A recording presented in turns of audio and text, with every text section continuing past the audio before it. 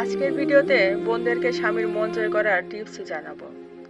এই পৃথিবীতে এমন নারী খুব কমই আছে যিনি তার স্বামীকে খুশি রাখতে চান না। দাম্পত্য জীবনে সামান্য ঝগড়া হলেও সব স্ত্রী চান স্বামীকে খুশি রাখতে, কিন্তু খুশি রাখার সূত্রটি হয়তো খুঁজে পান না। আজকের ভিডিওতে জেনে নেই কিভাবে স্বামীকে খুশি রাখা যায়। স্বামী ঘুম থেকে ওঠার আগে নিচে উঠে পরিপাটি হয়ে নিন। সকালে ঘুম থেকে উঠে স্বামী আপনাকে পরিপাটি দেখলে খুশি হবেন। তার সাথে সুগন্ধি ব্যবহার করুন, যাতে সকালে আপনাকে দেখেই আপনার স্বামীর মন ভরে যায়। স্বামীর ঘুম যেভাবে ভাঙালে সে পছন্দ করবে, সেভাবে তাকে ঘুম থেকে জাগিয়ে তুলুন। স্বামীর প্রয়োজনীয় কাজ শেষ করে তবে অন্য কাজে হাত দিবেন। সে কাজে যাওয়ার সময় তার কপালে 2টা চুমু দিন। সে কখন বাসায় আসতে পারে অনুমান করে পরিপাটি হয়ে থেকে তার অপেক্ষা করুন।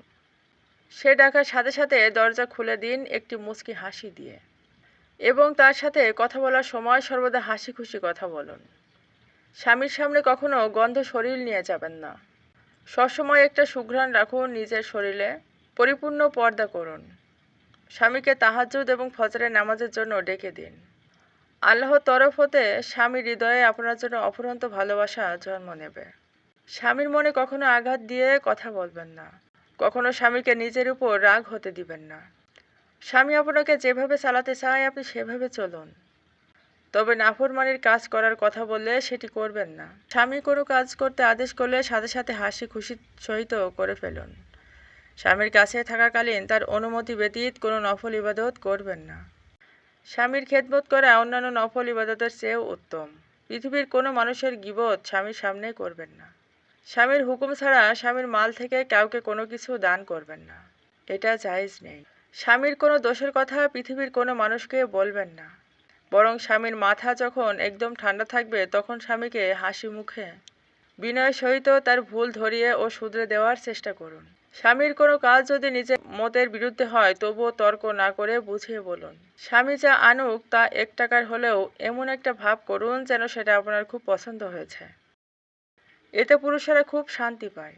স্বামীর বাড়িতে যতই কষ্ট থাকুক স্বামীর সাথে সমাধানের চেষ্টা করুন, তবে হাই হতাশা করে স্বামীকে কষ্ট দিবেন না। স্বামীর মেজাজ বুঝে ব্যবহার করুন। তার মুখে হাসি থাকলে আপনিও হাসুন, আর তার মন কোনো কারণে খারাপ থাকলে আপনিও তার মন খারাপের ভাগীদার হন। মন খারাপের সময় হেসে এটা প্রকাশ করবেন না যে তার মন খারাপ, আপনার কিছু যায় আসে না। আর মেজাজ খারাপ থাকলে একদম চুপ থাকবেন।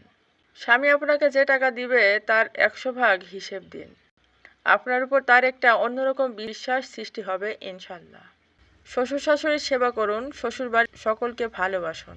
স্বামী তার বাবা মায়ের কাছে টাকা দিলে তা নিয়ে ঝগড়া বা মন খারাপ করবেন না। স্বামী কোনো সফর থেকে এলে তার খেদমত করুন। আপনার যদি কোনো প্রশ্ন থাকে তাহলে পরে করবেন।